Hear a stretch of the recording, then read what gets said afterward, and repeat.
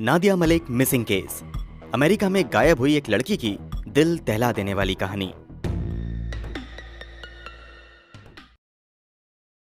आज हम आपको एक ऐसी दिल दहला देने वाली सच्ची कहानी की पूरी दास्तां बताने जा रहे हैं, जहां एक 22 साल की मासूम लड़की का मर्डर होता है। मगर इस केस में ना तो कोई मर्डरर है, ना कोई सबूत है, ना कोई मोटिव है और ना ही कोई गवाह है। आप सोच रहे होंगे कि ऐसा कैसे हो सकता है कि एक कत्ल भी हो और उसका कोई कातिल ही ना हो। मगर इस केस में कुछ ऐसा ही है। इस एक केस ने एक अमरीकी शहर को हिलाकर रख दिया था। पूरी कहानी आप भी जानेंगे तो हैरान रह जाएंगे। दुनिया इस केस को नादिया मलिक मिसिंग केस के नाम से जानती है। तो क्या है नादिया मलिक मिसिंग केस की पूरी कहानी? चलिए जानते हैं सब कुछ डिटेल से इस वीडियो में। मगर कहानी शुरू करने से पहले अगर आपने इस चैनल को सब्सक्राइब नहीं किया है तो जल्दी से चैनल को सब्सक्राइब कर बेल आइकन दबा लें। चलिए कहानी शुरू करते हैं।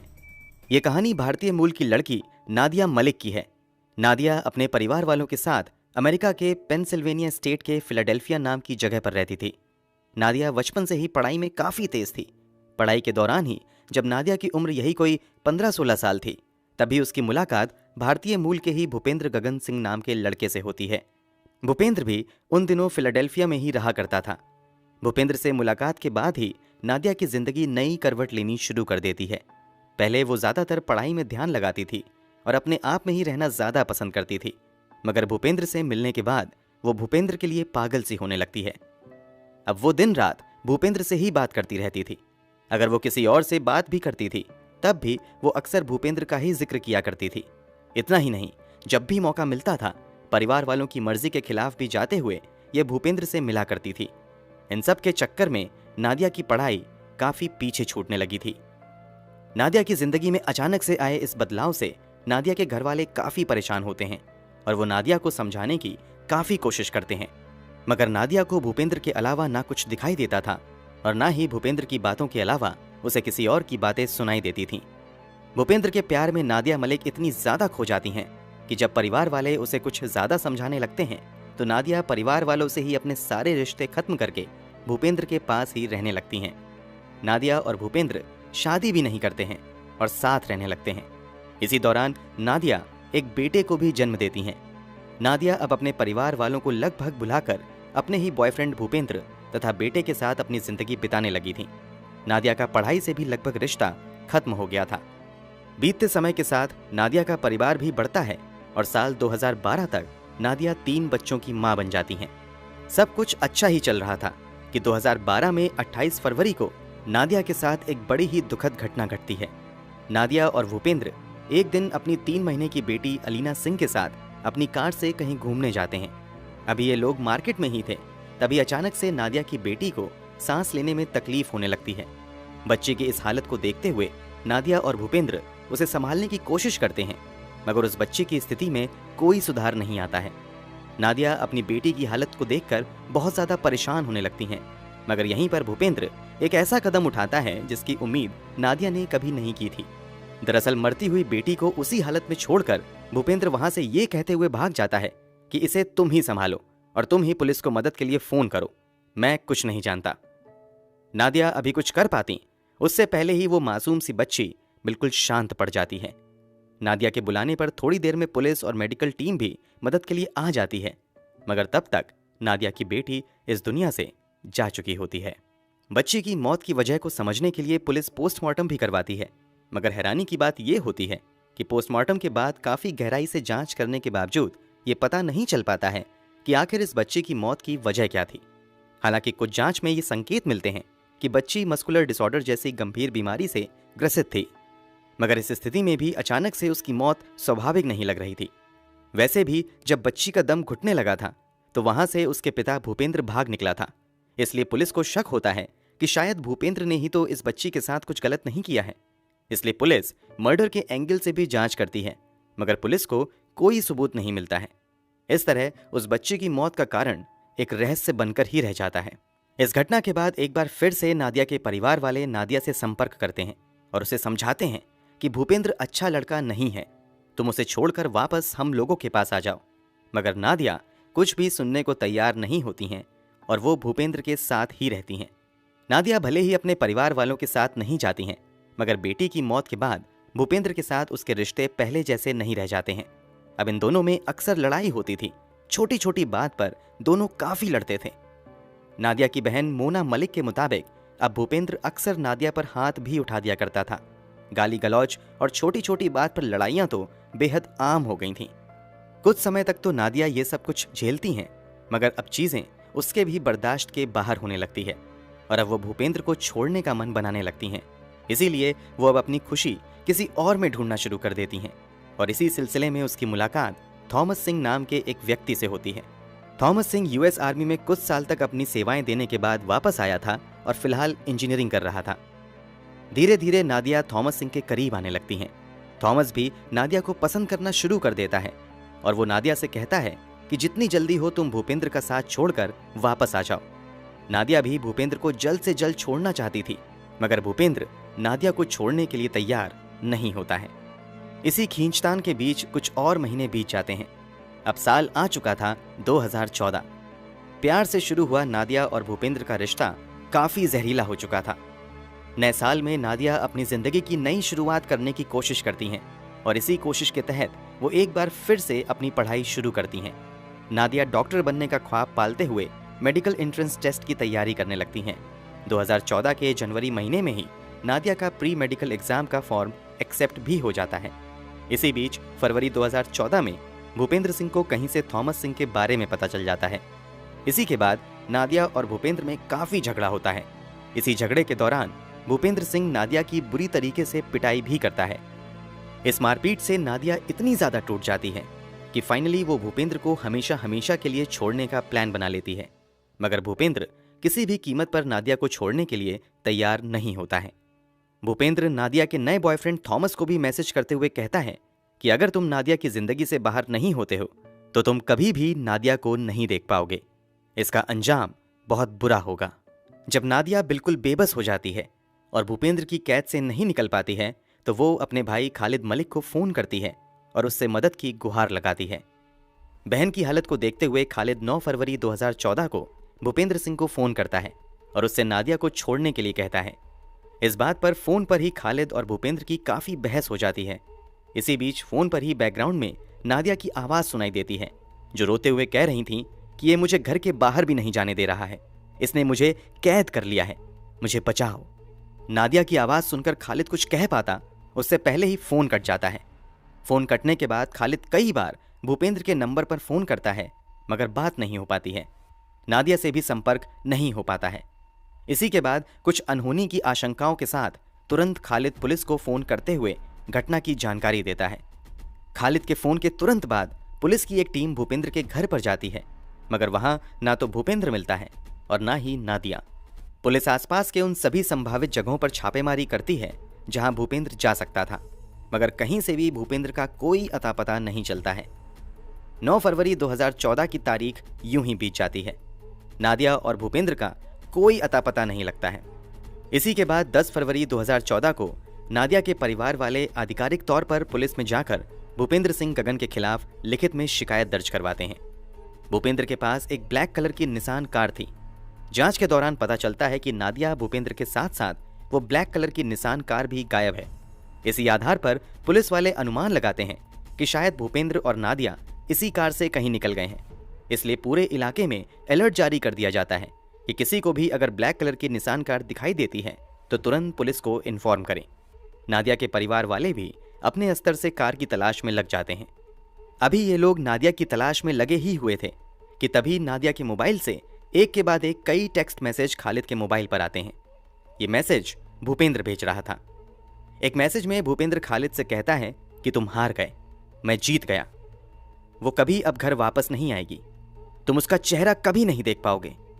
खालिद को चैलेंज करते हुए भूपेंद्र एक मैसेज में ये भी कहता है कि तुम पूरे अमेरिका में नादिया को खोज लो, मगर वो कहीं नहीं मिलेगी। खालिद इन मैसेजेस के बारे में पुलिस को भी जानकारी देता है और पुलिस भी अपनी जांच का दायरा बढ़ाती है, मगर कुछ फायदा नहीं होता है। पुलिस के हाथ अब भी खाली ही रहते हैं। इसी बीच 11 फरवरी 2014 को एक बार फिर से खालिद को नादिया के मोबाइल से कुछ मैसेजेस मिलते हैं। इस बार मैसेज में लिखा हुआ था कि अगर तुम नादिया से बात करना चाहते हो तो मुझे तुरंत मोबाइल के माध्यम से $20 भेजो। इसके तुरंत बाद कई और मैसेज मिलते हैं जिसमें रकम बढ़ाकर पहले 50, फिर 100 और फिर $200 कर दी जाती है। ऐसे ही मैसेजेस थॉमस को भी मिलते हैं। उसमें भी यही लिखा हुआ था कि अगर तुम नादिया से बात करना चाहते हो तो तुम मुझे अभी इतने पैसे भेजो। इन मैसेजेस के साथ भूपेंद्र ये भी लिखता है कि अगर तुमने पैसे नहीं भेजे तो तुम कभी दोबारा नादिया की आवाज नहीं सुन पाओगे। इस मैसेज के जवाब में खालिद कहता है कि तुम मुझे कोई सबूत दो जिससे पता चले कि नादिया तुम्हारे साथ है, तो मैं तुम्हें अभी पैसे भेज दूंगा। तुम मुझे कम से कम बस एक बार उसकी हेलो सुना दो, तो भी मैं पैसे दे दूंगा। फिर उसके बाद मैं उससे बात करूंगा। खालिद के ये कहने पर भूपेंद्र अंतिम मैसेज ये करता है कि आज के बाद तुम कभी नादिया की आवाज नहीं सुन सकोगे। इधर भूपेंद्र लगातार मैसेज के जरिए ब्लैकमेल करके पैसा हासिल करने की कोशिश में लगा हुआ था। उधर पुलिस की भी कई टीम भूपेंद्र की तलाश में लगी हुई थी, मगर कहीं से भी इन लोगों का कोई अता पता नहीं चल रहा था। पुलिस नादिया के मोबाइल फोन के जरिए भी इन लोगों को ट्रेस करने की कोशिश कर रही थी, मगर कामयाबी नहीं मिल रही थी। पुलिस के मोबाइल ट्रैकिंग के मुताबिक पहले इनकी लोकेशन फिलाडेल्फिया थी, फिर ये लोग वॉशिंगटन की तरफ जाते हैं और वॉशिंगटन से ये लोग न्यूयॉर्क सिटी की तरफ जाते हैं। मगर जब ये लोग ओहायो शहर पहुंचते हैं तो यहाँ आकर इनके मोबाइल में मूवमेंट बंद हो जाती है। इस बार पुलिस की एक टीम ओहायो तक आती है। पुलिस पीछा करते हुए उस घर तक भी पहुंच जाती है जहां भूपेंद्र आकर रुकता है। जैसे ही भूपेंद्र को इस बात की भनक लगती है कि पुलिस इसके पीछे है, वो पीछे के दरवाजे से भागने की कोशिश करता है, मगर कुछ देर की लुका छुपी के खेल के बाद पुलिस आखिरकार भूपेंद्र को गिरफ्तार कर लेती है। भूपेंद्र सिंह से कार और नादिया के बारे में पूछा जाता है। इस पर वो कुछ भी बताने से इनकार करता है और कहता है कि मैं अपने वकील के आने के बाद ही कुछ बात करूंगा। इसके बाद पुलिस भूपेंद्र के पॉकेट की तलाशी लेती है तो उसके पॉकेट से नादिया का मोबाइल, नादिया का ड्राइविंग लाइसेंस और कार की एक चाबी मिलती है। जांच के बाद खुलासा होता है कि ये उसी निसान कार की चाबी है जिससे कथित तौर पर भूपेंद्र और नादिया निकले थे।